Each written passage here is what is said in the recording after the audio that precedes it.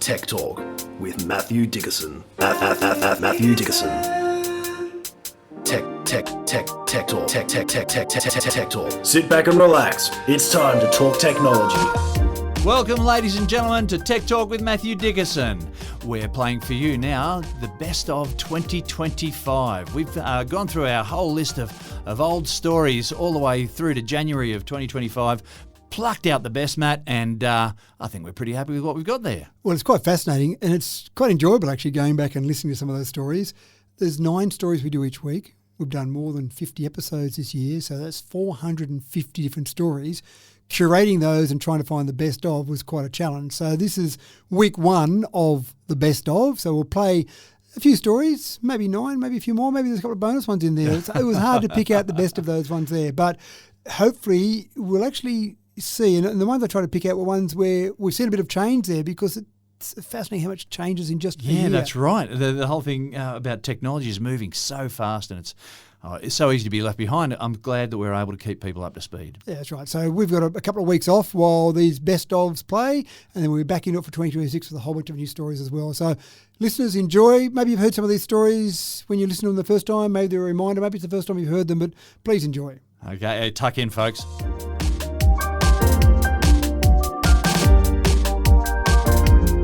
The hunt is on in 2025 for creative sources of energy supply, folks. Clever scientists have their eyes peeled, looking for how energy transfers and transforms within systems and where it is lost to the environment. Now, if we can just catch that energy in whatever form and convert it into electricity to be used once again, well, that, folks, that's efficiency in a nutshell. And Matt, all the heat we constantly shed from our bodies need go to waste no longer. And we do generate heat, obviously, and we're burning our food and creating all that heat. So can we do something with it?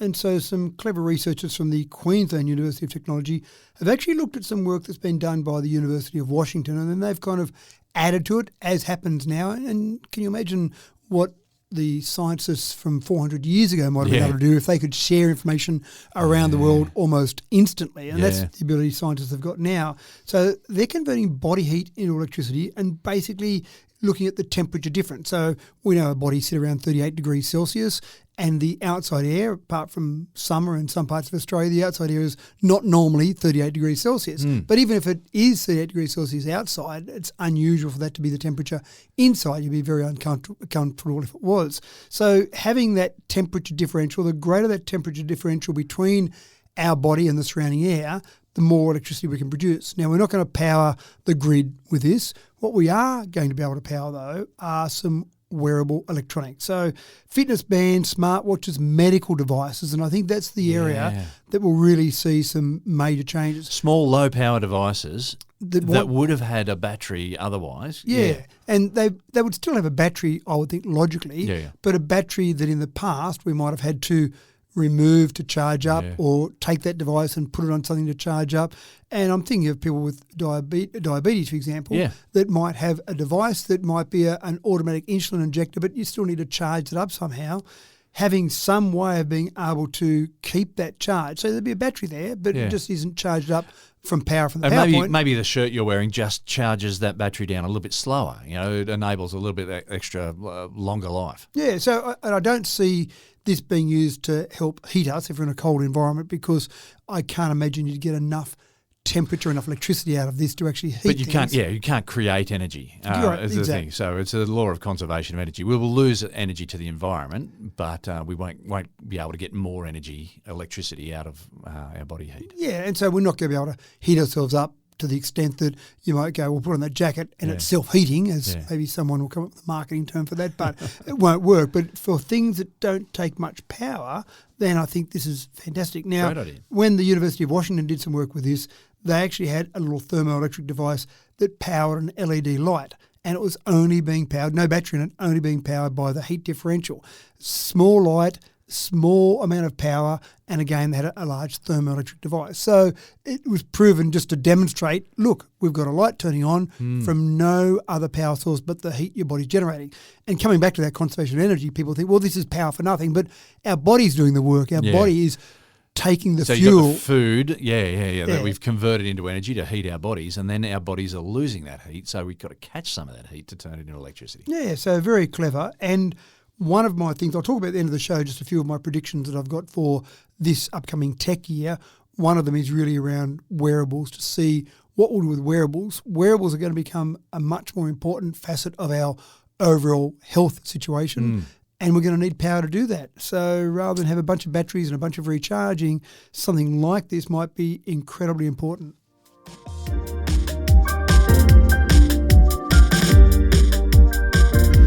Ever been driving late in the afternoon and the sun is sitting just on the horizon but dead ahead?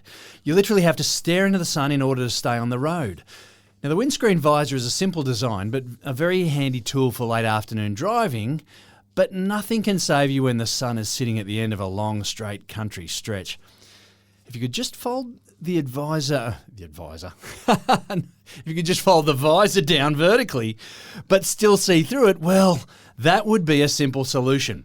Matt, tell them about the electrochromic visors. I will, but I want to talk about me being a bad backseat passenger for a start.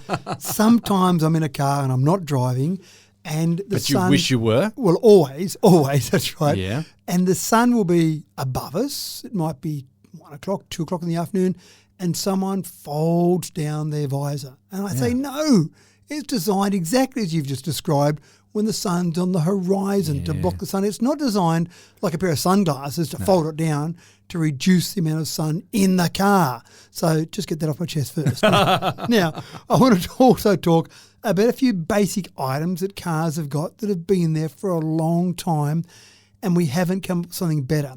So if you go to the 1914 Model T Ford, it was the first vehicle, the first commercial vehicle, the first mass production vehicle that had a centrally mounted rear view mirror. Now, we've still got those. Right. We've got a few extra things in there. We've got a flick or an automatic process that might dim the headlights I from think behind. that was very clever of them to think of it all the way back then. Exactly right. So what did you do before then? You're obviously always turning around behind you to see what was behind you. So pretty clever, but that's something that hasn't changed a lot over all those years. In 1926, Cadillac introduced powered windshield wipers. There were things that were you'd scrape across the windscreen before that, but powered windshield wipers. You just didn't drive in the rain. Well, you just probably didn't, because you probably had no top on your car as well. But they were vacuum controlled, initially vacuum from the engine, and they changed to electric. But really, they haven't changed much in all those years. And the other thing that hasn't changed much is in 1900, the Packard Model B had a dashboard compartment for you to put your gloves in, because you are braving the elements with the wind and snow and rain or whatever else hitting your hands on the steering wheel. That's when you actually needed driving gloves, rather than these days if someone's wearing driving gloves, you ask him the question, what sort of person are you? I've got a name for those other people. So you had a compartment to store gloves in, which got the name glove box. That's right. So that's pretty much the same now. We haven't changed the glove box much. And the last one, of course, 1931 Ford Model A, that was the first vehicle to feature the internal sun visor. You flip it down, you block the sun when it's on the horizon, and we've been doing that for, well, pretty close to a century until now. So Gentex have now got, as you correctly said, electrochromatic glass in a sun visor. So rather than fold it down, it's opaque, it blocks it or it doesn't. And sometimes when you fold that down, you're getting down, you're just trying to get the right angle just below there and just see the road. And it's perilous sometimes. Yeah, and sometimes that visor just does nothing for you. That's right. Or then, I remember my dad used to do all the time, you'd flip it to the side, for the side window so the sun come in the side. You'd flip it back if you're driving with the sun at a 45-degree angle. One corner, you're flipping. That's right, back and forth. So this is dimmable smart glass. So basically it's translucent. You fold it down, it's glass.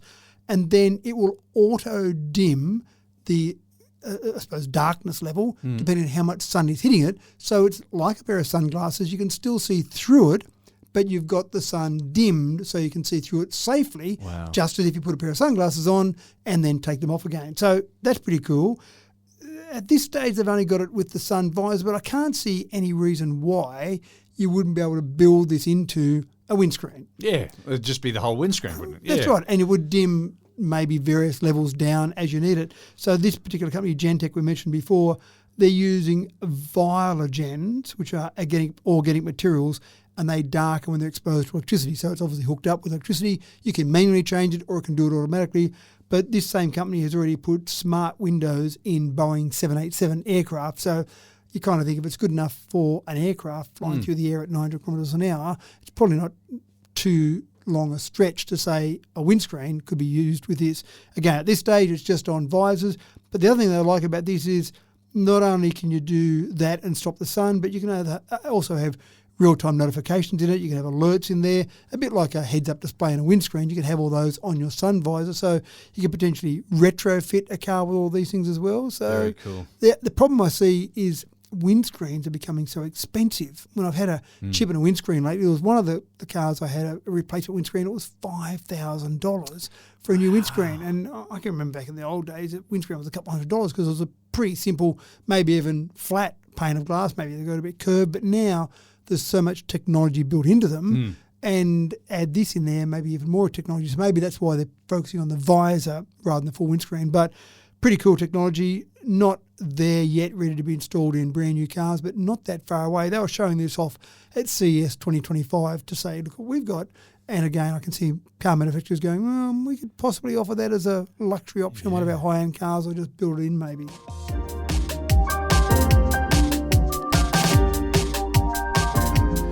Folks, my biggest problem when I go to play Rachmaninoff on a Steinway is that I just can't get my finger speed on high enough when it gets all prestissimo. You know what I'm talking about? Prestissimo is just so fast and, also I can't read sheet music to save myself. But if I had an ounce of talent and about 20 years more of piano playing experience, then I reckon I still couldn't get my finger speed fast enough. And that is without a little bit of robotic assistance. Matt, piano lessons are about to get a robotic upgrade, I hear. It does sound like a cool concept, doesn't it? Just strap on a little bit of exoskeleton and you can be playing. And all of a sudden you're doing a flight of the bumblebee. That's right. Like you wouldn't believe, yeah. Exactly right. So it's something where, and I do question sometimes that we do things in technology just because we can. Yeah. And this seemed like one of those because the people they're working with here are trained pianists with at least 10,000 hours of experience and all started playing the piano before the age of 8. So that rules you and I out, I think. Right, okay. Yeah, give us another 30 years. So perhaps 20 years was a little bit of an underestimation about exactly how much experience I need. And so what they did was they said, we're going to get you to play the piano better by using an exoskeleton. They were given a piece to practice for 2 weeks. And you can imagine someone with that many hours experience and been playing the piano basically their whole life would take a piece for 2 weeks. At the end of 2 weeks, be pretty proficient at that piece. But in some of the faster parts, they'd reached a bit of a plateau. The prestissimo part. Thank you. I'm very impressed. And so they then said, strap on this little exoskeleton. It will make your fingers play those parts at the speed they should, or maybe even faster than that. And we'll just do it for 30 minutes. Then take off the robotic device, and lo and behold, they could play faster. The next day, they could play faster. So it seemed like it was not just straight after or not just while they were wearing it, but it actually became part of their muscle memory, perhaps, if that is a real thing. I'm not sure if it is, but yeah, so it became part of that. So you go... I reckon it is, but anyway. Yeah. But I just want to, like, having like this thing strapped to your fingers and then trying to work it... Having it work faster, I mean, I don't know. It just, in my mind boggles over this because I reckon that'd create all sorts of confusion. I think the idea was that they just relaxed their hand and they let the exoskeleton do its job on their hand. And then after that, took it off. The exoskeleton knew exactly what keys to press. Exactly right, yeah. And the penis only had to have their hand in the right location. But even that didn't really matter that much because their fingers were just moving. That was it. Their fingers were going crazy. You could go floppy fingers. Essentially, right. Because I think you're right. I think you'd be fighting against the exoskeleton, trying to keep up with your fingers. Yeah. So, and anyone... It's not a visual medium we've got here, but my fingers are going very fast here. But I think that's the idea is you relax them and then when you take it off, you've kind of got used to the fingers. Now, I started thinking, that trick you used to do when I remember as a kid and did to my kids, where you'd stand in a doorway and you'd push your arms out against the doorway for 20 seconds or 30 seconds and then you'd walk out of the doorway and your arms would float. My arms are weightless. Look at that. That's right. So it might be something like that where you just had your fingers going in a motion that they become accustomed to and then you take off the exoskeleton and then away they go. Yeah, right. But I started to think, well, big deal. I see some fantastic pianists, and I've been at some wonderful concerts with pianists that look like they're unbelievable, but is it really essential that we can train them just to be that little bit faster via an exoskeleton? And I think the whole process... Well, if you're trying to impress a master of the piano, then yes. But if you're trying to impress me, that's a lot easier. Well, probably right. And maybe if I'm trying to impress the master, I say, sit on that side of the piano where you can't see my fingers. I'll just strap this on very quickly.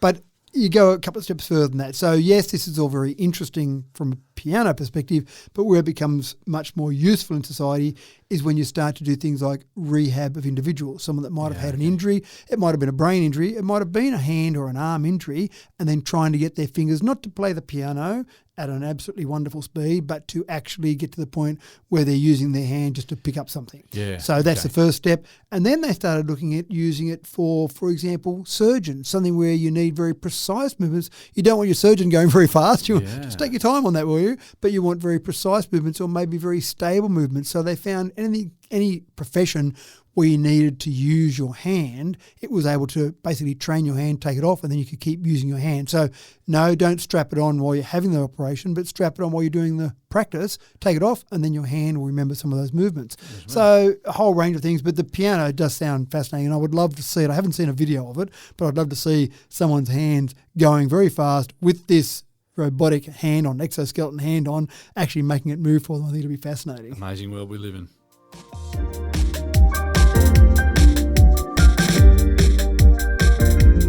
Now, one source of personal pride for me has been my ability to reel off my credit card details just off the top of my head. It streamlines pizza purchases, it pays bills, it solves online shopping problems for my wife at a pinch. Sounds a bit permissive. I was angling for impressive, though. Well, in a bid to increase security, Mastercard has set to pull its 16-digit identifier from physical cards. So, Matt, does that mean that there'll be no 16-digit number, or do my awesome skills suddenly become mandatory for everyone? I actually think you'll still have the ability to rattle off your 16-digit number, and that's... But I won't be able to refer to my card if I just need a checker.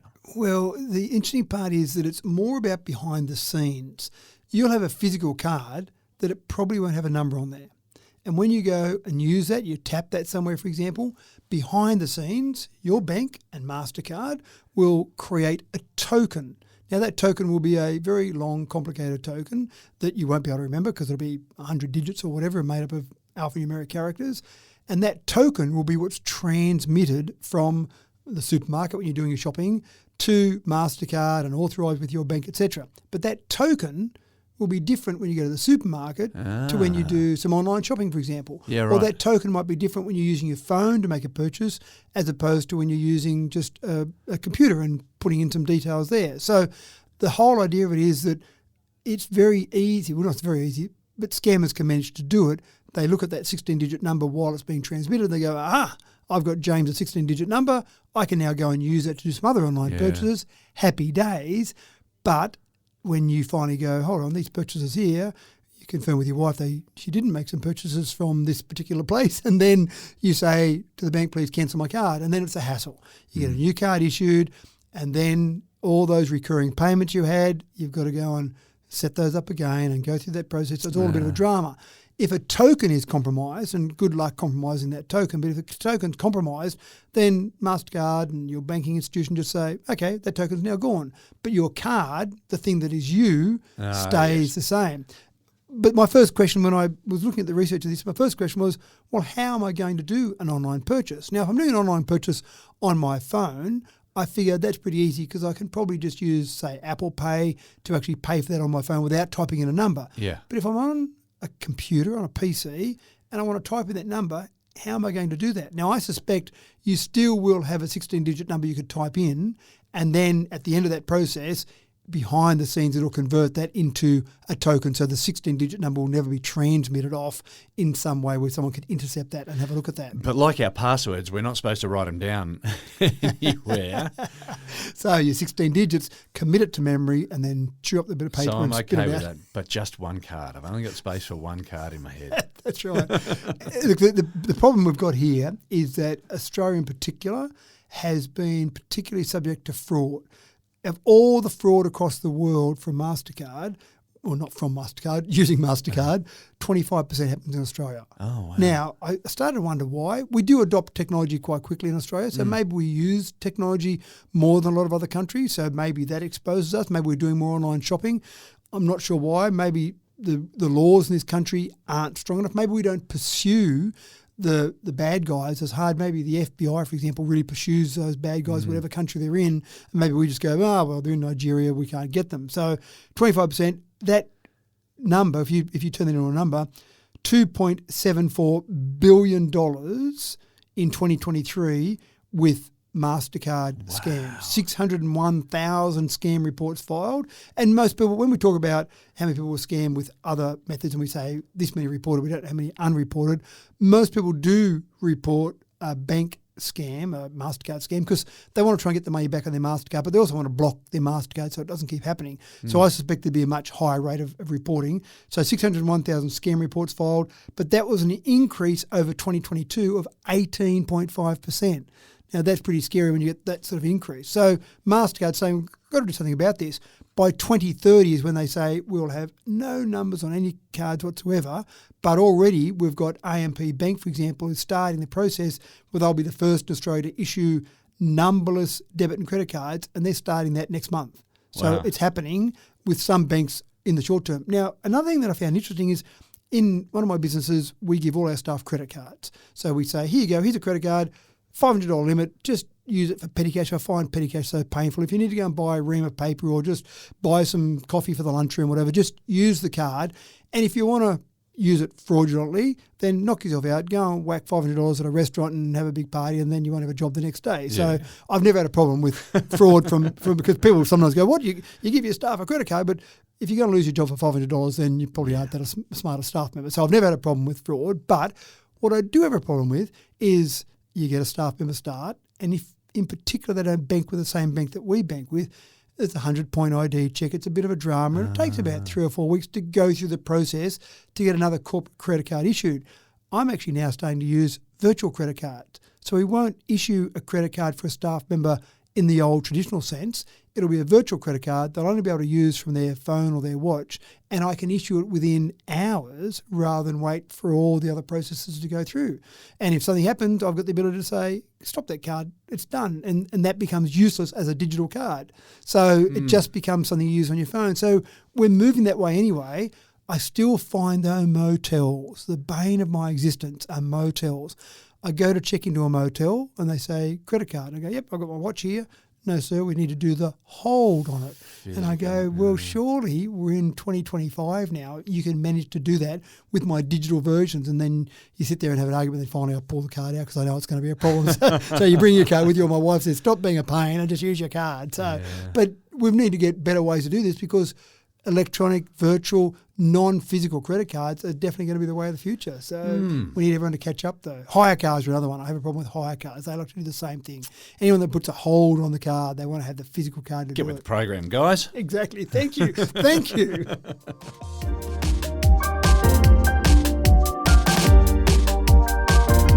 Let's get stuck in with a story that may change life for the everyday consumer. Now, remember the revelation that occurred when you first discovered wireless charging? Well, it gets even better now, apparently. QI2 is the new wireless charging experience that'll make you wonder how you ever coped before. Matt, what's all the hype about? I'm going to go back a little bit. I do like to do this on an occasional story where we go back and just look a little bit about history. So we go back to Michael Faraday. So 1831 was when he discovered the principle of electromagnetic induction. So that's a long time ago. Part of the HSC syllabus. Oh, there you go. Well before we had wireless chargers and mobile phones, but he discovered that whole electromagnetic induction concept. And of course, Lenz developed that a bit further when he talked about the fact that the currents will oppose the change. So I suppose Faraday said there's induction there. Lenz went further and said, well, depending on which direction the movement is occurring, you get the opposition to that movement. So you had some direction associated with Look up Lenz's law and try and work it out for yourself, folks, because it's a really hard one to sort of spit out over the microphone. Yeah. And I often just offhand say that an electric vehicle relies on Lenz's law, so that you're using a battery to power the wheels when you're going forward, and when you want to slow down, the batteries being recharged by the wheel. So it's making the wheels slow down as well. Yeah, so that's a pretty cool concept. So that's about that whole direction. And then, of course, our good friend Nikola Tesla created the Tesla coil in 1891 based on Faraday's induction concept. And he demonstrated the practical side of transmitting electricity through the air, which you can imagine was pretty revolutionary in 1891, going, hold on, we've worked out this electricity thing a bit, and we have a cable that goes from there to there and electricity runs on the cable. But now you're saying it can go through the air? Now, Nikola got a bit excited about all that.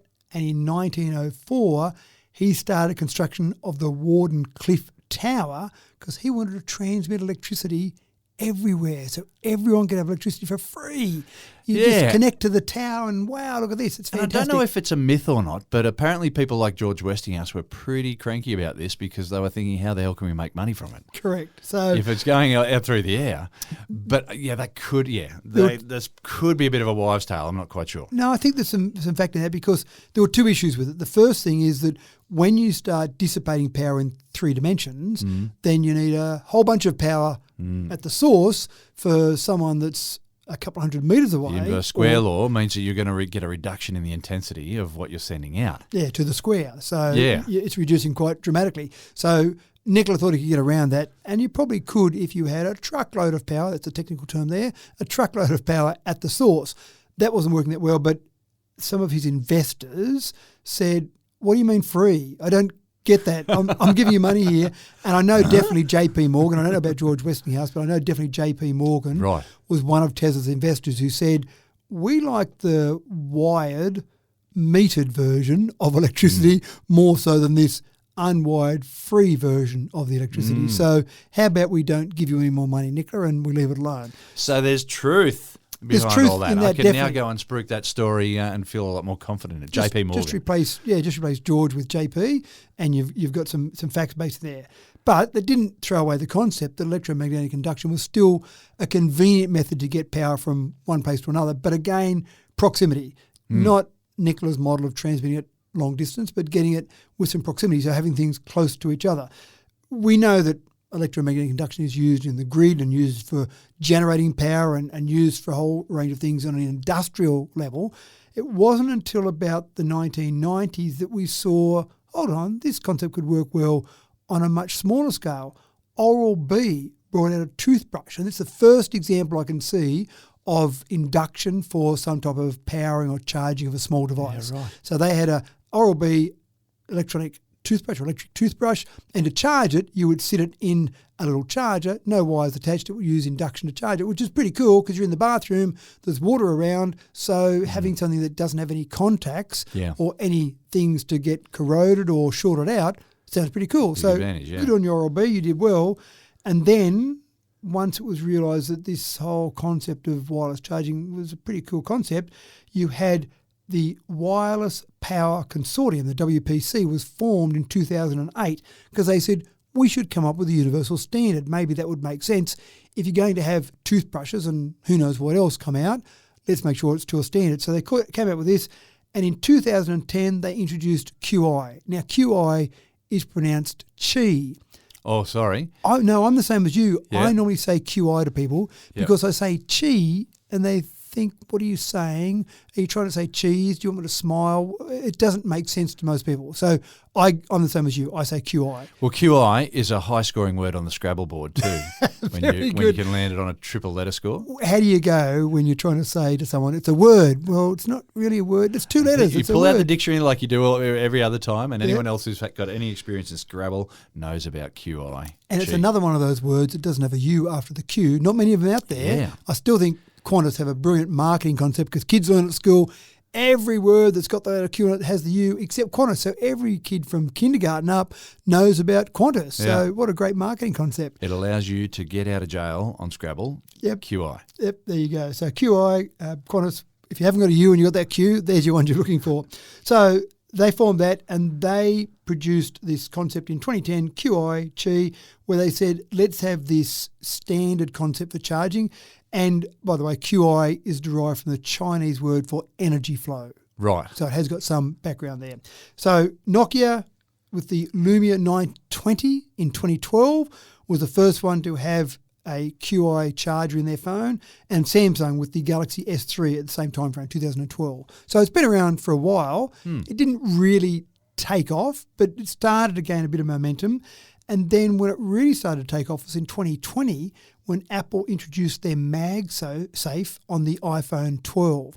And the difference with MagSafe compared to everything else were, well, two differences actually. One, the magnet allowed you to put something on there and it held it up. So you could have a charger on your desk, it would hold it up there. You could put accessories on there like a little wallet on the back or a card holder, or you could even have some sort of magnet in your car to hold it up, although if you're on a rough road, it probably falls off anyway because the magnet's not designed to be that strong. But the main reason you want the magnet is because you want the coils to line up perfectly. Normally when you put your charger on the desk or sitting somewhere and you drop your phone on it, you go, oh yeah, that's about right, or I line it up a bit, or I've had friends do this and they go, oh, my battery's flat today because I put it on my wireless charger last night and it didn't charge because I didn't line it up perfectly, didn't check it was right. Right. Yeah. So the magnet was great, but that also meant that you could go from typically wireless charging was about 7.5 watts. Now, when you had perfect alignment, a MagSafe charger can do 15 watts. So that's all good news. All good news if you're an Apple user, not so much if you're a Samsung user. So now, QI2, Qi 2 if you like, is basically the new standard that's come out, and they brought this out in 2023 to say, we don't want to say it too loud, but that magnet thing that Apple came up with, not a bad idea actually. So they've basically stolen the MagSafe concept, and QI2 is basically a magnet version of wireless charging. What have we got out now in phones? Not much. There's a HMD Skyline. No one's heard of that. Not many people actually have a HMD Skyline, but it was the first Android phone with QI2, and the Samsung Galaxy S25. I think they missed a trick here. They've brought out their latest S25. So this has only just been released weeks ago, and it launched as QI2 ready. So it doesn't have the magnets built into the phone like the Apple does, but you can put an accessory on there with magnets, and now it's QI2 compatible. So it is lagging a little bit, considering it was 2020 when Apple brought out their iPhone 12 with the MagSafe concept. So we're getting there, but not quite there yet. You want to get a charger that's QI2 compatible, obviously. You want to get the phones that's QI2 compatible, and then it will charge faster and it will stay in the right position. So we're progressing still with wireless charging, going back to 1831 when Faraday came up with the concept. And we're getting, better and better and better.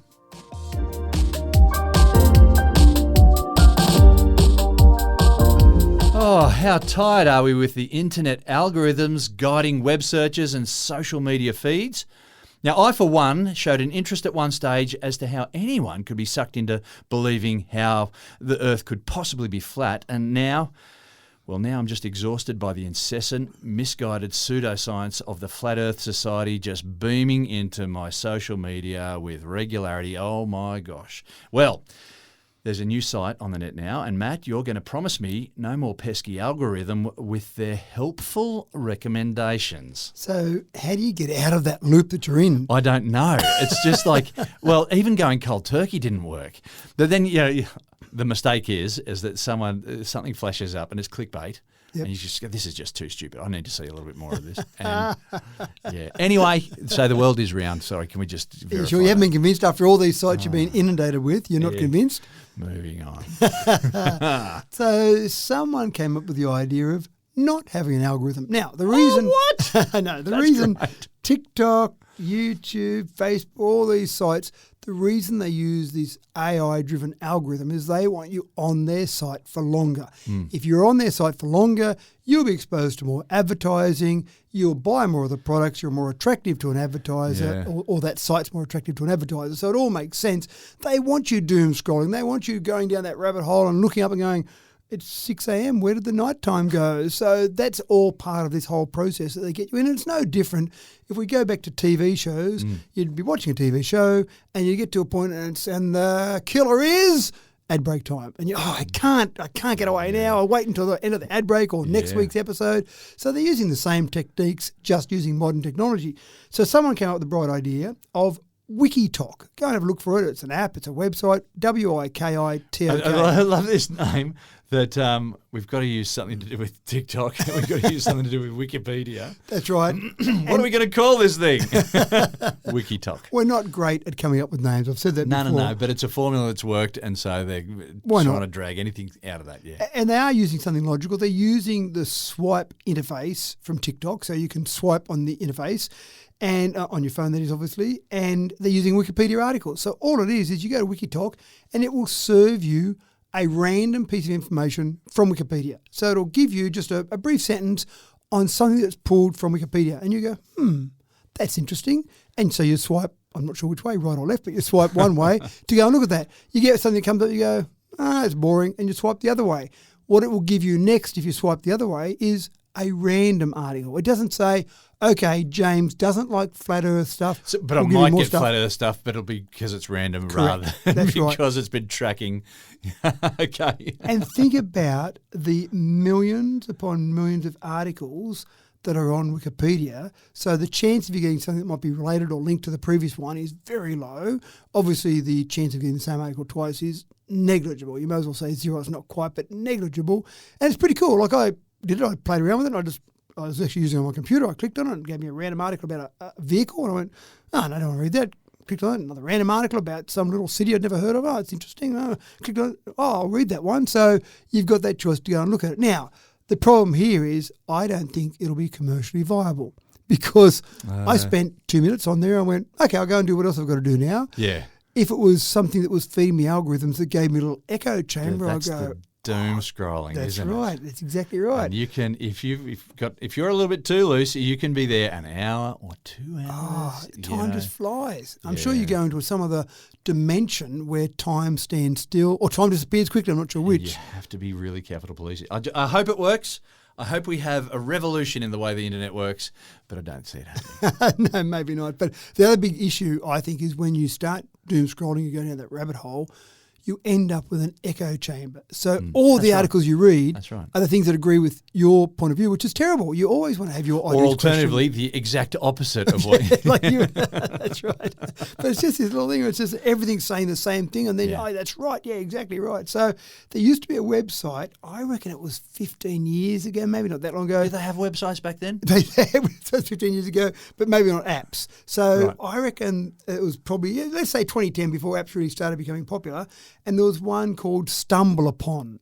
And rather than give you random Wikipedia articles, because Wikipedia wasn't that big at the time, it gave you random web pages. But again, it didn't work that well because think about the different web pages you get. There's some web pages that are just not that great. And I can in terms only of go information. through so many makeup tutorials before I just give up. Yeah, That's right. I'll find something else to do. So go and have a look at it. It's a bit of a curiosity booster. Actually, it'd be good for a trivia contest. Go and pull some questions from different ones. But WikiTok on your computer, WikiTok on an app. Go and check it out.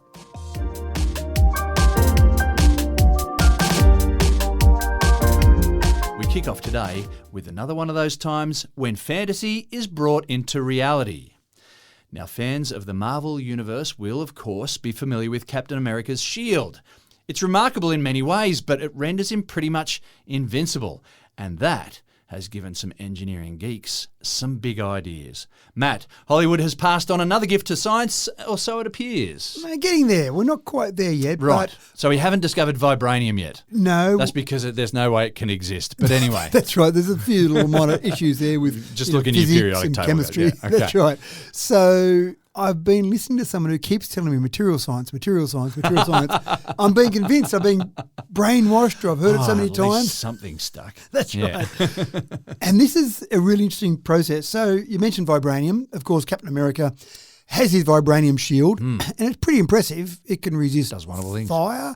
It can resist basically anything that's shot at it. You can thrown at throw it and it'll come back to you. Well, that's a pretty cool part as well, isn't it? I'm not quite sure about that one. Yeah. But Right. that's they've got to work on it. But anyway, They've got to work I'm going on to be really judging this story and just see how close they get. Well, that's fair enough because this is actually taught in a university in Pennsylvania in the US where a lecturer there says, I want to get kids excited about science. I want to get kids to really be intrigued. So he runs a course called Engineering Superheroes. So essentially takes some of the things that we see in the fictional world and says, let's see how realistic those See how things close are. you can get to Tony That's Stark. right. So, and we keep talking about Tony Stark. Yes, we that- do. That We energy. do.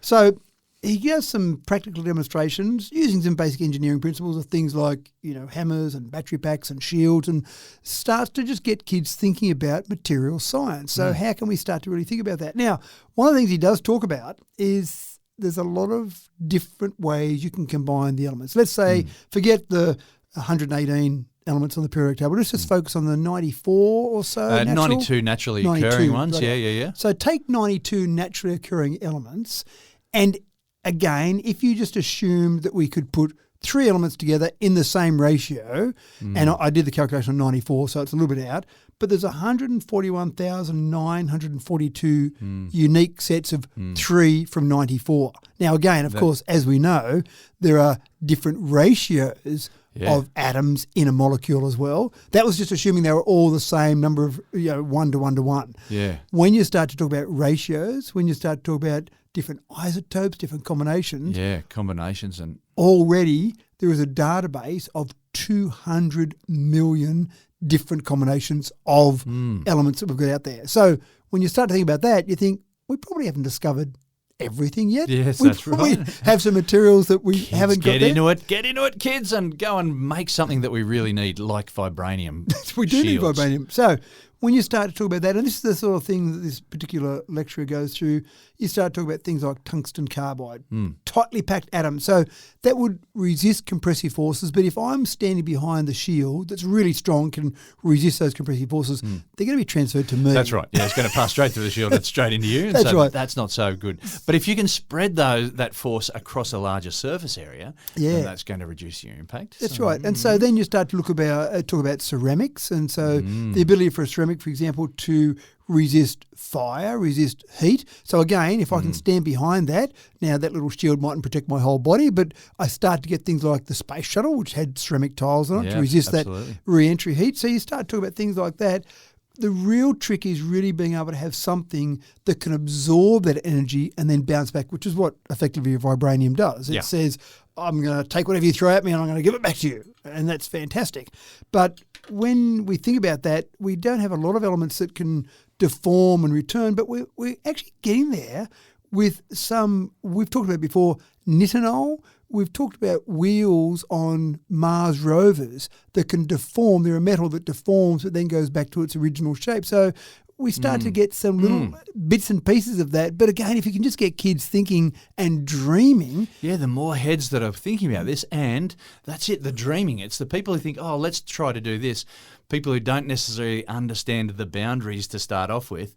That's... Give it to a 5-year-old. Give it to a 5-year-old. Say, what do you want? And then you don't know those constraints. So I love the idea. Or give it to a Hollywood producer. Yeah, that's true too. The same thing. And they'll just say, well, this is what we're going to do. That's and right. then all the science nerds go, oh, yeah, they can never do that. But yeah, that's right. But maybe the never becomes possible. Yeah, well, I mean, we've out of Star Trek, we've now got these little personal communicators that everyone carries around with them. Yeah, that's right. And of course, the Dick Tracy watch. The Dick Tracy watches, yeah. So Hollywood and the whole idea of fantasy and storybooks and stuff. Yeah. Not even Maxwell Smart. We haven't got a shoe that we wear around. Or a cone of silence. Or a cone of silence. Maybe we could get into making one of those. I forgot about the cone of silence, but we don't wear a shoe phone around, but we carry a phone around with us, which again was revolutionary. Maxwell Smart must have been late 60s that was around. Maybe early 70s. So anyway, keep dreaming. It just requires dreamers. It does require people dreamers. to see, okay, well, how can we put that together to get it to work?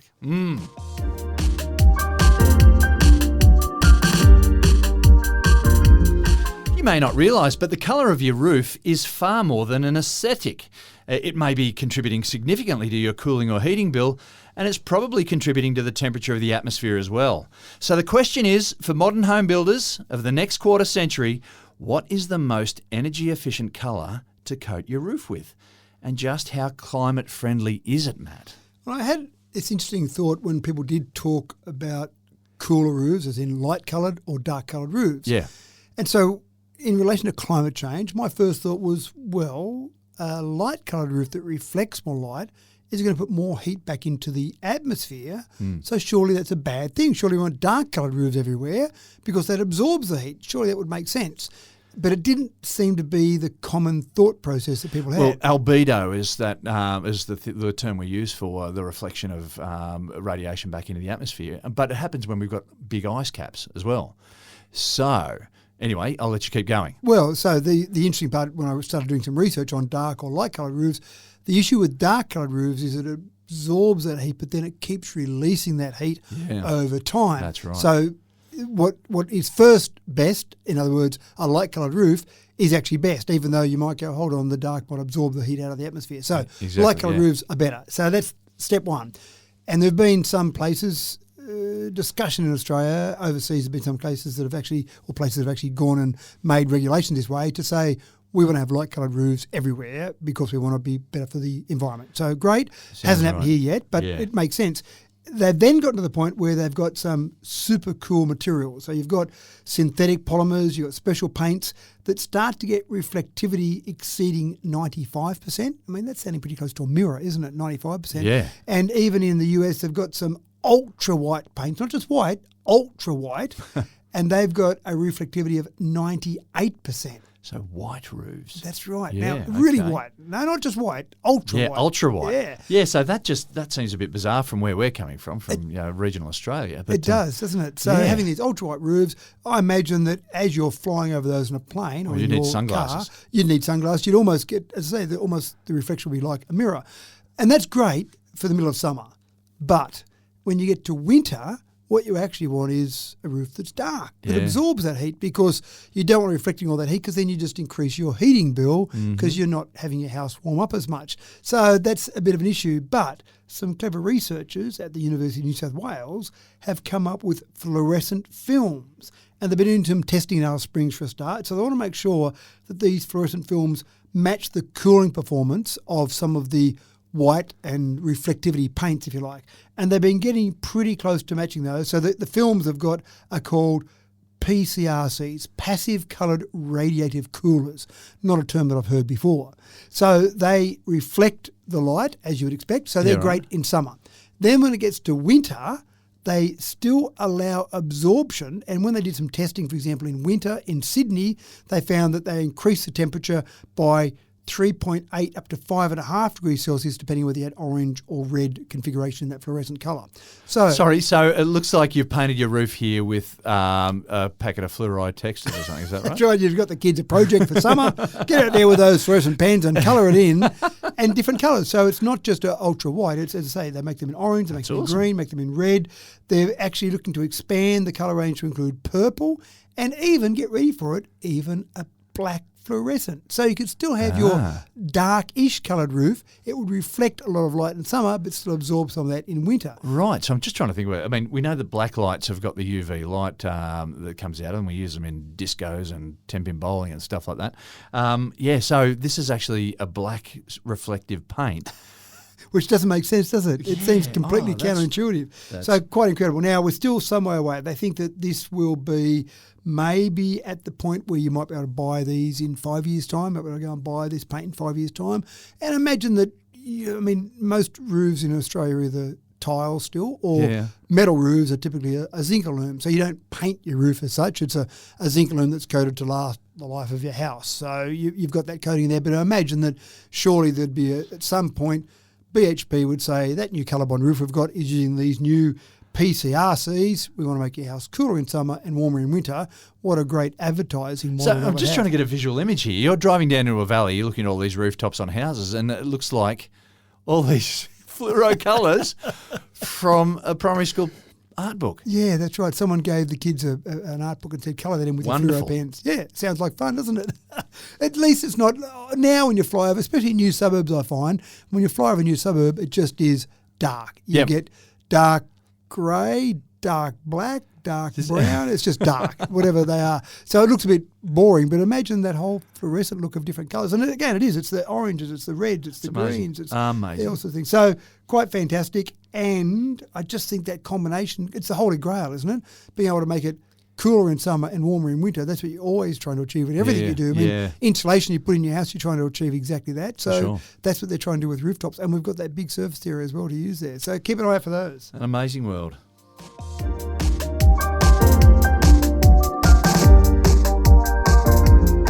In the 70s and 80s, we imagined that one of the indicators that you had arrived in the future was smell-o-vision. Feels a bit more of a folly these days, but a group of researchers have taken it one step further and cooked up a serving of e-taste for the New World Order. It's a concept that brings flavours from virtual reality to life, and so I guess this means we can expect the next Jamie Oliver show or Donna Habe cookbook to come with a little extra zing. Blow me down and pass me the virtual tomato sauce, Matt. I do love that. Actually, tomato sauce, is that in the fridge or in the cupboard sort of thing? It's a cupboard thing for us. Cupboard thing, yeah, wow. Yeah. Are you a fridge person? Well, I don't eat tomato sauce. I'm not a big fan, but I'm probably just being... You're not the person to ask. That's right, but I did hear something on the radio the other day, and I'm sure it says on the label, refrigerate after opening. And you ignore the label. James, for the what last are you doing? 30 years at least, I've ignored the label. Yeah. Are you okay so far? I've been okay. Yeah, right, good. So smell-o-vision, and you mentioned smell-o-vision there, smell-o-vision goes back a little way. The first concept of bringing scent into the theatre was back in 1916. Oh, right. So there was a theatre in Pennsylvania that tried having the scent of roses come into the audience during a film to match what was happening in the actual film. So I remember, like at school, we'd talk about we'd have a creative writing task, and people say, "Oh, can you think of something, an invention you'd like to see in the future?" And half the class would go, "Oh, smell-o-vision." It must have been popular at the time, because I do remember growing up as well talking about smell-o-vision. Imagine a TV, you could watch a TV show and you'd smell that coming through. But there was a system that was developed by a Swiss inventor named Hans Laube, Laube, in the 40s, and actually used in Hollywood in the 50s, that basically had scents at different times during a film. And I remember when we were at Universal Studios in America at one stage, I think the theatre was something like 5D theatre. Yeah. Come in here, and so you'd sit in the theatre, and there's only a short film that was on, and you'd have a car going along in the wind, and they'd have fans inside the theatre that blow all this air through, and then they'd have a bit of misty rain, so you'd sit there and you get this misty rain coming down. Yep. And they did this one really creepy thing where they had a person on stage where spiders were running up their legs. Yeah. And to simulate that, they had this air coming up from underneath, and I swear there were creepy crawlies running up down my legs when this air is coming up. Yeah. So it's quite clever, but it's not a common thing you see in general theatres. And again, I don't know if they've ever talked about TVs being fitted out with smell-o-vision as such, but in this particular scenario, you've got food, you've got taste, where it's able to be taken, normal food taste, normal food, and turned into a digital equivalent of that, and then sent remotely, whether it be 5 metres or 500 kilometres, and someone with this little device in the mouth, so you've got to actually have something in there, injects a gel where they've got the 5 tastes in that particular gel, so you can actually taste what you're seeing on screen. Right. And they did some testing with it, and they said, okay, have a taste of this and then tell us what it is. They found, so they did some different flavours like lemonade, cake, fried egg, coffee, fish soup, and the volunteers got the taste correct 87% of the time. Now, one of the things that fascinated me about that was a fried egg. I don't think so much of the taste of a fried egg, it's more the texture. It's kind of a little bit rubbery but breaks apart, and you think that'd be important. If someone said close your eyes and put something in your mouth, I reckon I'd pick up the fried egg on the texture. Yeah, texture is such a big part of food that we eat, isn't it? Yeah, so what they've got so far with this e-taste device is they can transmit the taste, but you've got the temperature, not quite. Again, a hot egg versus a cold egg definitely tastes different. You've got the spiciness isn't quite quick, the aroma, even just the look of it. But I did think about the idea of watching a cooking show, and imagine buying some little device where you could watch a cooking show and you'd have it linked up, synchronized somehow. And so MasterChef, they'd go along and they'd taste something, and then you'd be able to taste what they were tasting when they tasted. How cool would that be? It sounds like a lot of mucking around, to be honest, to have all this set up. It's not just like something that squirts out an aroma out the front of your TV. You go, oh, the cooking show's on, quick, go and get that thing and make sure it's got the stuff in it. So they've basically got glucose for the sweetness, citric acid for sourness, sodium chloride for saltiness, which kind of makes sense, magnesium chloride for bitterness, and then they've got a bit of glutamate for umami. So that's how they generate those 5 different tastes. So you'd have to go down to your TV store and go and buy a bunch of little vials and top up your vials in your TV set to get this to work. And imagine if it was wrong. Imagine if you had, for example, none of the glucose, but you still had some of the sodium chloride, and you're seeing the chef on screen going, that's beautiful. And you're going, oh, that's disgusting. But, of course, it's got one ingredient missing. So it does sound clumsy. Maybe not watching TV shows. Maybe you'd go in somewhere and have a virtual reality experience, maybe rather than sitting at home. Once they've invented it, it's up to the other people to work out what they want it for. Yeah, that's right. I think there'll be lots of things, but I do think that would be a bit clumsy sitting at home trying to taste it. But just that whole idea of remote taste sounds fascinating. So stay tuned. I reckon that's only about 20 years away before we have that in the lounge room.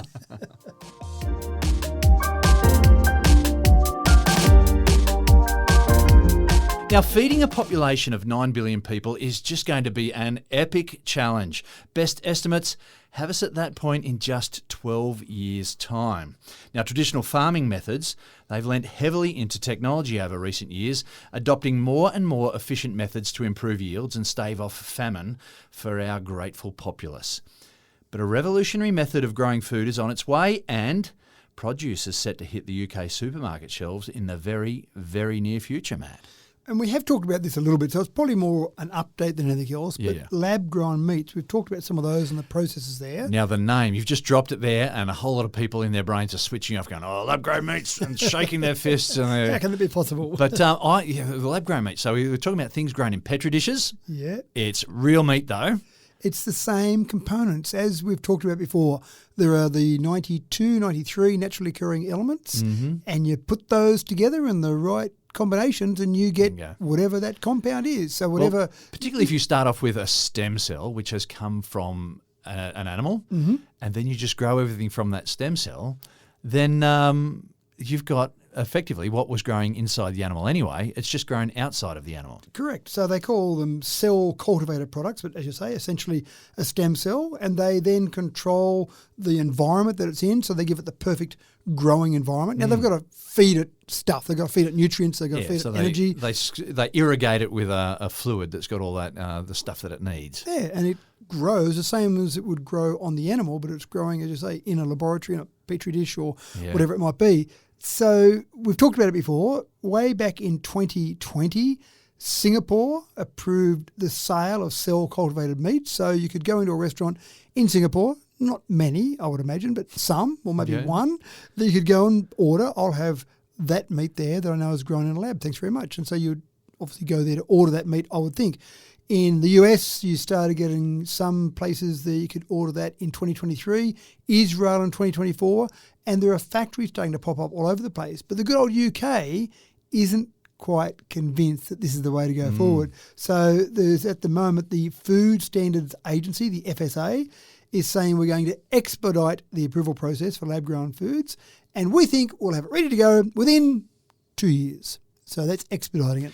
So right. So it's not the very, very near future, but it's the very near future. I think 2 years is still not too bad. Well, it's all relative, isn't it? Yeah. Compared to the age of the planet, then it's the very, very, very, very near future. Yeah. But maybe not compared to Singapore. So that'll effectively be about 7 years after Singapore approved that. And you understand that countries that have good, safe standards for their food want to go through a process. Yeah. But you kind of feel like that's taking a little bit too long. And so the UK government's also established the Regulatory Innovation Office, the RIO, and their job is to enhance the market rollout of innovative technologies. So they're basically pushing the FSA to get their act together to get this onto the tables across the UK. Right. Bottom line is, it's happening. It's happening in some countries already. It's going to happen in some other countries. It's going to happen across the world. And the really interesting part, and I did this before, the first time we talked about it, I've got some friends that are vegetarians. So I rang them and said, how do you feel about this? Do you not eat meat because you don't like the taste of it? Do you not eat meat because you're worried about the methane production of cows adding to our climate change? Or do you not eat meat because you're worried about cruelty to animals? What is it? And I got a combination of answers. I talked to a few people. But when I got to the bottom line, would you eat this lab-grown meat? All of them still felt a bit uncomfortable. It's a dilemma, isn't it? It is. And it's going to be a dilemma for even people who are omnivores and carnivores anyway, right? That's right. So I just think it's a different way of doing things. I think it's necessary. It's going to have to happen. You know, we had synthetic fertilisers came around in the late 1920s, the second decade, so it was just before the 1920s, that we started using synthetic fertilisers. But we needed to use synthetic fertilisers because we just didn't have enough cow poo and sheep poo and pig poo to use as fertiliser to keep a population, which was then back approaching 1.5 billion people. So the guy who was responsible for World War I and giving Germany the ability to build bombs and stuff for World War I was also the guy who gave us the recipe to make this synthetic fertiliser and ended up getting the Nobel Prize for it. Right? So that was after World War I. This is the guy who invented mustard gas. So I'm just giving you a bit of history here. We needed that revolution, and this is the next revolution, I think, in agriculture, and it will support what we're actually giving. Like it'll support the production that's occurring currently traditionally, and it won't. I don't think it's going to take over though. Well, I think it'll just be an alternative one. Yes. You'll say, here's a bit of meat you can buy that was grown on a cow, and here's a bit of meat that was grown in a laboratory. Yeah. One of the things, I haven't tasted it yet, I'm keen to actually try some lab-grown meat, but one of the things when I've watched pictures or looked at pictures of lab-grown meat, it doesn't look like it's got the same texture. No. So it looks like a hamburger meat rather than a steak. It's all sort of a mince. Yeah, that's right. Yeah. So, but the nutrient value of it should be whatever you want it to be. If you like a bit of marbling, I personally don't. I don't like the fat. People call it marbling. I just call it fat through a bit of steak. If you like that, they can make it with that sort of marbling. Yeah, again, they can lace it with fat. Yeah, they can grow it the way you want it grown. If you want it pure meat, like I like it without all the fat, then you can get it like that. So it's how you want to do it. But there's still some debate around the world. So Italy, for example, or some parts of Italy, have implemented bans on lab-grown meat. So here's the UK trying to expedite the approval, and you've got not that far away in Italy. Well, I wonder what the logic is behind the ban. It's fear factor, I think. Yeah. I don't know there's logic. There is a pushback against science in a number of different areas now. So people are saying they're not trusting science, but that's come down to a lot of conspiracy theory and misinformation too, I've got to say, and I'll say that in a big loud voice. I think, yeah, good. So it's interesting where it's going, but I actually see that when you get countries like the US and the UK, from an Australia point of view, then we often copy what happens in the US and the UK. Yeah. So always wait for our big brothers to. That's right. It is a bit like that. So once they start going that way, I think it won't be that long because I want to try it. So do I. I'm not going to go to Singapore to try it, but I want to try it. It's expensive now, though. That was one issue that was really, really expensive. So I wonder if it's becoming more cost effective. Well, presumably as you start to ramp up production, same with anything, you produce it more, you get better manufacturing processes, and we're talking about manufacturing here, not farming, so it's a different way of approaching it, but you get better manufacturing standards, you build bigger factories, you can get efficiencies there, economies of scale, then I think it will get cheaper and cheaper. But again, the bottom line, as you said, we've got to feed a bunch of people. Yeah. We've got to work out a way to do that. We're not shrinking in population.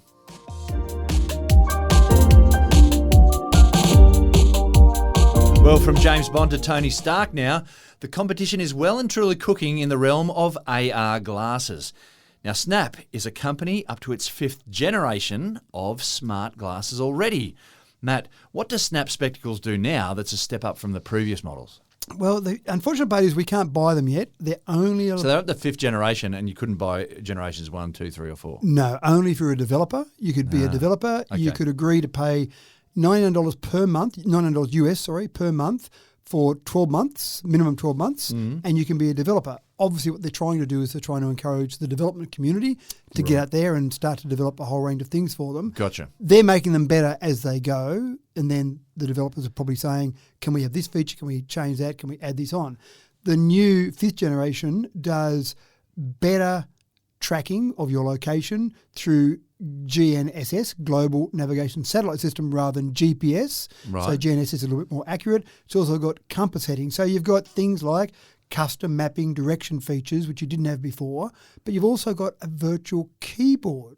And I thought, a keyboard, what do I do? Do I have to point my eyes at a certain spot? But you use hand gestures in front of the glasses. So you get a keyboard coming up and you just dot. Yeah, in front of your glasses. So it would look very strange looking at someone down the street who's out there with their hand. I mean, I do see some people like this sometimes, but I assume they're affected by drugs. So these people are there with their hands typing on a keyboard that's sitting in front of them in a virtual world. Wow. The whole point at this stage is to get the whole interaction between you and your environment to be seamless. So we've talked before about having some AR glasses and you're standing there outside the Louvre and you look out there and you go, here's some history on the Louvre, or you look at the Eiffel Tower. Don't know why I'm going to Paris, but we're in Paris apparently. Yeah, and you look at the Eiffel fine. Tower and it gives you the history of the Eiffel Tower, etc.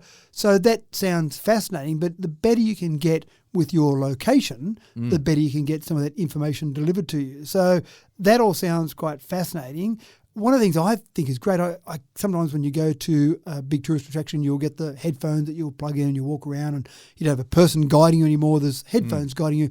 It's not that friendly when you go there with a family because you've all got the headphones on and you're all listening to different parts of it and you can't interact that well. But that would be the perfect example where you could have these on and it could be giving you information, telling you about a whole range of things, putting it up on the glasses or just feeding it to you with an audio process. But again, wherever you go, not just the big tourist attractions that have that audio sort of process, audio guide set up, it would be wherever you go down to your local pub and you look at that and it'll give you the history of the local pub, even though not many people out there might know that. They mightn't have invested the time to put a whole bunch of information out there. Yeah. But you could just hear or see that information. So I'm keen to see it happen. We've got Meta, we know, are working on their glasses. Orion, their glasses they're working on. We know Apple, they haven't made any announcements, but they're rumoured to have some AR smart glasses. So with Snap and Meta and Apple, surely someone's got to get to that point. And it happens quickly. We talked about many years ago, I remember doing some stuff around watches, smartwatches that were just starting out and they'll have some few basic features and you had to have your phone nearby to be able to use Bluetooth, and then they got to the stage where they could work independent of your phone. And now we talk about wearable smartwatches. It's just everyone's got one, surely. It's just second nature. So it's all new and exciting at the moment. How long before it's just, it's almost not do you have, it's do you have Meta or which one Apple do you or have? Or Snap. So it's happening quickly, and I think it's pretty cool. I think the Google glasses didn't go that well, but they were maybe a bit too early for the technology. And it was too early for the market. I think just people weren't ready to wear glasses. Maybe they were a good product, a better product than the sales that they go on. Yeah, possibly. And I think probably the battery life is one of the big things. As batteries get developed to be better and better, I think it's getting to that point where maybe now is almost the time where you can get something that's small enough with long enough battery life, and also that ubiquitous fast connection. 5G's got to help in all of this as well, because you want those faster connections to be able to just have that information come to you automatically without having to go through and wait for that to happen. So maybe now is the time. Maybe Google Glasses were just too early for the technology that was available.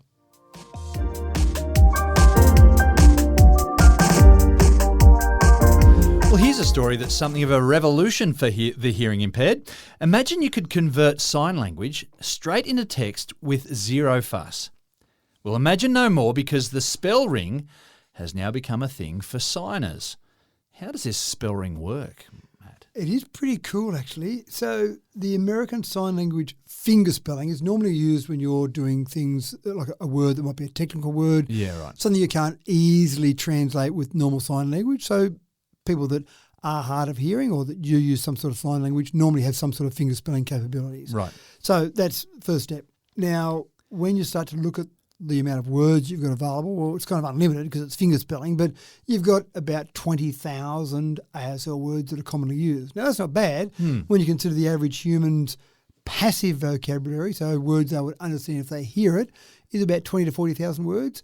Their active vocabulary is about 5 to 10,000. And I find that myself. I never really thought about it before, but you'd hear a word sometimes. How many words do I really know? Well, you hear a word and you'll go, I know what that means, but gee, I wouldn't have used that in a sentence in a long time. I don't remember using that word, but when you hear it, you know what it means. So it's almost one of those things like, I've got a Blackadder episode running through my head right now. You know the one I'm talking about. Anyway, keep going. You've almost got to make a habit. I like to use the word "girt" on a regular basis, part of our national anthem. Just throw "girt" in every now and then. That's right. I'll be sitting around with a bunch of kids and I go, gee, I'm girt by children at the moment. So I like to work in whelmed. You know how you can be underwhelmed or overwhelmed. What about just whelmed? Just whelmed, I like to. Right. Yeah. So that's a steady state. I'm not under, I'm not over, I'm just at a steady state of whelmed. And instead of being disgusted, I'm gusted. Yeah. That's right. There's some words that we Sorry. seem to throw things in front of. So let's not make up words and confuse people. That's right.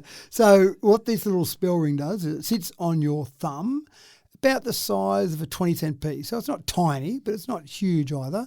And then as anyone that's wearing that thumb spells out words, it actually can translate that into both text or audio. So you can be having a conversation with someone, because it's a bit rude if I'm talking to you with sign language and there's a person standing beside me that doesn't understand sign language and they're not really part of the conversation. So they could be seeing that and hearing that as well. But even for yourself, if I'm an experienced finger speller and you're hard of hearing, you could actually see the text coming up on a screen of a device. So whether that's your own personal device or sitting in an auditorium, maybe you could see it coming up while they're doing finger spelling. Yeah, finger spelling, like they've got a public speaker speaking at the podium, and then you've got the signer standing next to them. Yep. You could also have subtitles there. Correct. And you can have subtitles now as well with AI being quick enough to convert the spoken word. Yeah, so that's good as well. Maybe you wouldn't do the whole. It's like the what is it, game of telephone where you've got to translate this thing several times over. Yeah, just maybe once. It might be you might be reading it and then watching the finger spelling and seeing what came up to actually give you a difference. But the issue, I suppose, is that you can watch someone that can finger spell and you can see the words that are coming up without having to have the skills. Then when you communicate back with them, it's the issue of, do I use finger spelling? I don't know it. Or do I talk? 'Cause some people that are hard of hearing can still talk even though it doesn't sound perfect. They can still get the meaning across or they can type. So there's a whole range of ways to basically communicate now. But just the idea of this small little tool, which has got a few things in it. So just fixes to your thumb. So it's got a gyroscope to track motion. It detects inaudible sound waves, so as it moves around, it's kind of picking up different sounds there. It's got a speaker and a microphone, so it's all built into that small little device.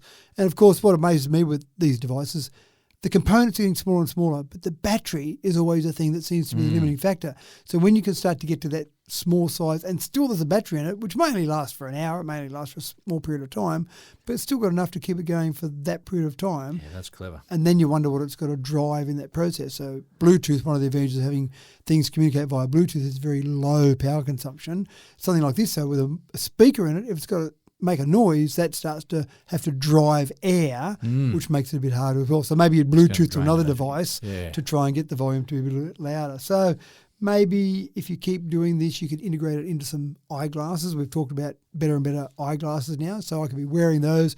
Someone could be finger spelling, and then I could actually be watching on the glasses. So a whole range of different bits of potential. But I just love the fact that people come up with these different ideas and just minor movements. If I can see what someone's saying because I know finger spelling or I know ASL, then I can get some computer algorithm to learn that and then translate it. So it's one of the bits of power of AI, I suppose, just learning from watching those things.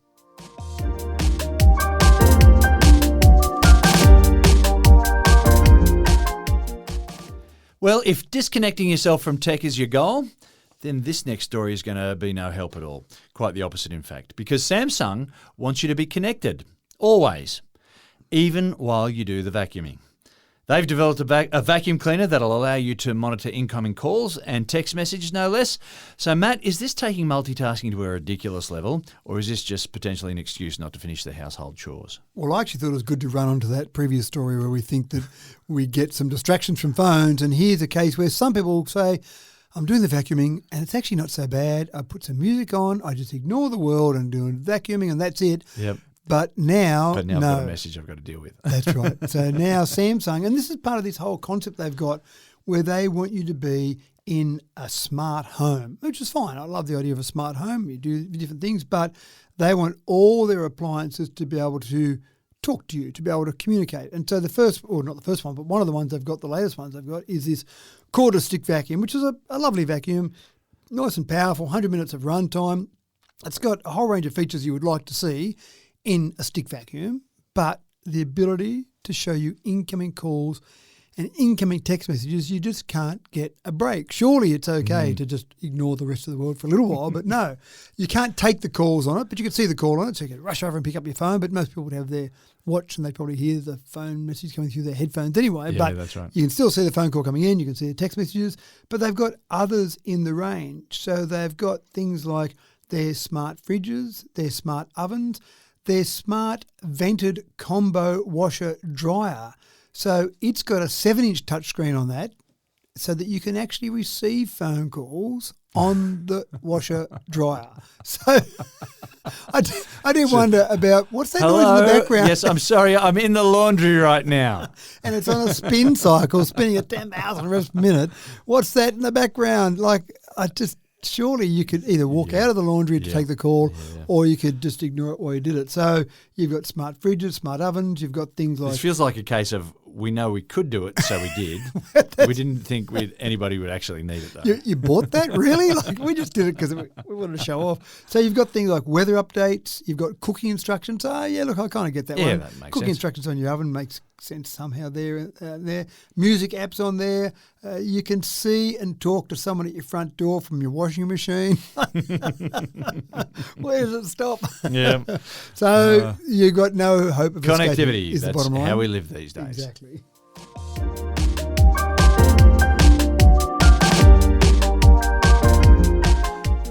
One of the big kickbacks of flying to the moon and back 6 times, that's between 1969 and 1972, mind, is that we now have significant collections of moon dust stored in a vault in Texas. And NASA scientists have been playing with this lunar regolith, or moon dust, shall we say, for the past 50 years or so. Matt, apparently Moonglass, made from moon dust, has some pretty cool qualities. It does, actually. And I do like the term lunar regolith. I think It rolls off the use tongue. that. I'm going to use that more and more in daily conversation. What are you doing with your lunar regolith? That's right. You caught any lunar regolith lately? so I hope that's how you pronounce it. So after I'm going to start rolling it out. So it is fascinating. And this is all about the exploration of the next frontier. When we go to the moon now, which we're planning on going back, there's a whole range of processes in place that there's plans to go back to the moon. Yeah.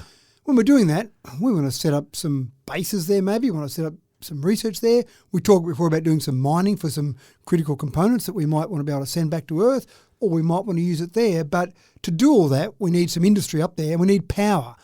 One of the problems when we take up normal solar panels to the moon, or 2 problems. One, it's weight. It's payload on that rocket that we've got to go and get all the way to the moon. So for every kilogram, there's a certain amount of fuel that you've got to burn in order to get to there. That's right. So it's a long way away and you're fighting gravity pretty much directly. So you're going directly against gravity. So there's a bit of a fight there and a cost there. But the second thing is that you've got to fit it all in there. You've got to actually have it all in the payload, the physical size. And the other minor problem is that when we have solar panels here on Earth, we've built solar panels, we've become better at building solar panels for our environment. Now, we've got a fair bit of protection in our environment with our atmosphere, so we've built solar panels around that. When we take those same solar panels and put them up in space where we haven't got the same atmospheric protection, suddenly we find those solar panels degrade fairly quickly. Yeah. And in particular, radiation. So on the moon, the surface radiation levels are about 200 times higher than they are on Earth. So you take that solar panel, which works fantastically here, let's send it up to the moon. Well, not so good. One of the things they've worked out is moon dust, or solar panels made from moon dust, called Moonglass, or I want to call it lunar regolith glass, is quite effective because it's in an environment already where it's being radiated at that high level. So when they make solar panels out of lunar regolith, then they actually find that they're much better at sustaining their production of electricity over a much longer period of time using that production technique. There you go. And then, and I thought about the manufacturing process, but when they want to create these solar panels, there's not a lot of components they've got to send up. So Perovskite they send up, but 1 kilogram of Perovskite could generate about 400 square meters of solar panels if you used the other components that you got on the moon.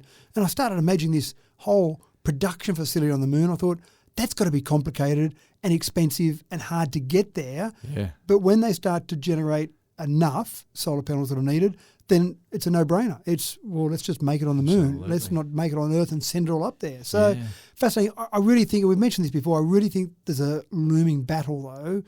Which country controls the moon? Or does any country, if I go there and start making money on the moon, am I paying taxes anywhere? Am I tax-free? Is this a haven for people that want to manufacture? Managed to come to some sort of agreement with Antarctica, but it'll be interesting to see what they do with the moon. Yeah, and Antarctica's at least here on Earth, and so someone could make a land claim and fight some wars over it, but gee, it's a tricky old war fighting a war to take the moon, isn't it? You're drawing your 6-shooter at 50 paces. I don't know. But it is the new frontier. It's fascinating. It is, yeah. But this is the sort of thing that we're finding now. Using moon dust for different manufacturing on the moon might be handy. Maybe it's okay on Earth as well. Maybe we could use it on the Earth in some different way.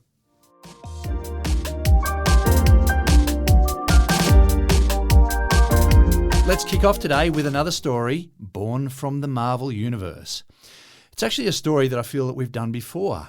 I don't think that we actually have, though. In Tony Stark's Iron Man universe, he seems to constantly be scanning across his holographic marvels, swiping up and down, left and right over visual displays on transparent screens as just par for the course.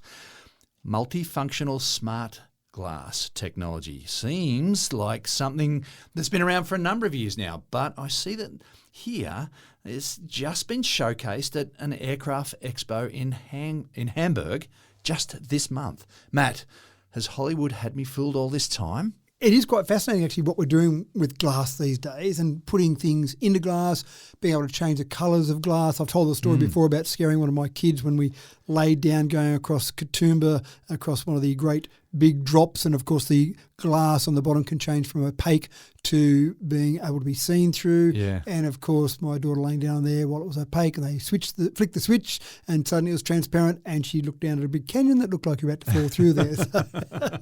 But it's interesting now what we're putting on glass, and I did like the idea of actually combining a bit of augmented reality with the real world, and as a perfect example, looking out the windows on a plane. So we're flying, and again, the example, we've just come back from Bali, and I know when we're flying into Bali, the kids go, "Oh, Dad, look at that out there. What's that?" And I'd go, "I don't know, and I haven't got access to the internet now, so I'm lost." But imagine looking out through the glass on the side of a plane, being able to see what's there and actually having some sort of information, some sort of description. So that sounds pretty cool. But has this technology been available in like fighter jets and stuff for a while? So yes. Am I making that up? No. So you've had that ability to have information within glass. So there's a few things that glass can do now, which is quite clever. You can change the colour. You can change the opacity of it. You can make it, for example, a sunny day, you might want your glass roof on your car not to be so transparent because, let's face it, lots of sun's going to come through. So you've had the ability to change that. But then when you start to get a bit better and you start to combine information in that, so you might be able to just project your speed, for example. Now, you can do that with heads-up display, which isn't in the glass. It's projecting onto it. But you can have that built in, like you say, a fighter jet, even an aeroplane. And this particular company that was demonstrating this is called Zeiss.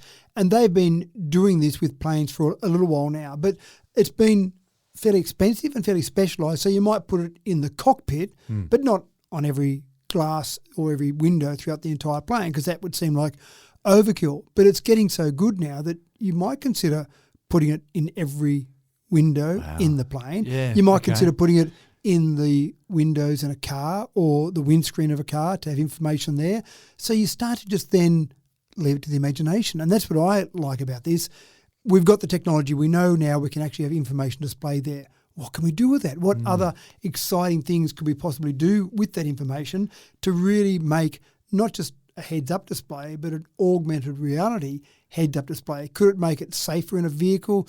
Yeah, not sure if it would make it safer, make it more interesting, definitely. Give the kids something to look at the side windows. But on a plane, I love that idea. But even on a plane, I'm one of those nerds that will often have display the speed we're going at, the distance above the earth, those sort of boring things in front of me rather than watching a movie. But imagine being able to look out the window and see other things. Imagine being able to look at the window and see, sometimes you'll see a little flash of a plane that might be flying along somewhere nearby. When I say nearby, it might be a kilometre away, but you can see it out there in the night sky. But seeing that, you want to know where it's going. I want to know where the plane's going. It's come from. Yeah, that's right. Yeah. Is that one of those planes that you sometimes see planes that take off 5 minutes apart and land 5 minutes apart? Are they just following along beside us and having a little chat to the two pilots, or is that going somewhere completely different? Doing semaphore through the windows or something. That's right. Yeah, right. So I just think all this information, we're getting better at it now. And even we talk about glasses that we have, potential glasses. Google had glasses before, Snap got glasses, Meta got glasses. Having that information available to you, it just seems like we've got so much access to information. Let's take advantage of what we do well. What we don't do well is retain and know lots of information. We don't have to. We don't have to anymore. That's exactly right. Having that information available to us and more accurate information because our memory is a bit malleable. So we might go, oh yes, I know about that landmark over there. That had something happen in 1857, but it wasn't really 1857. It was 1827. And it wasn't quite the way you remembered it, but you've distorted a little bit, whereas having the accurate information there about something you see, some landmark, I think that's all pretty exciting. So glass is getting smarter. There's no doubt about it. What we can do with glass is getting better. It just still seems expensive when we break glass. So whether that be on a phone screen or whether it be in windscreens, we just need to get that problem solved as well. Let's make it so it doesn't. Well, I want break to know so when easily. I can install some of this glass in my shed so I can have all the plans for what I'm, for the robot that I'm building or the suit of armour that I'm building, and I can just be swiping left and right. And Well, it happens in the movies, of course. You'll see someone with a big screen and they just wave their hand around and all these magical plans That's what appear. I'm talking about. That's what you want, isn't it? That seems reasonable. So it is quite fascinating. Watch out for that. Zeiss is just one company doing it, but keep an eye out for different glass in a whole range of different applications. And it really, to me, it just comes down to your imagination.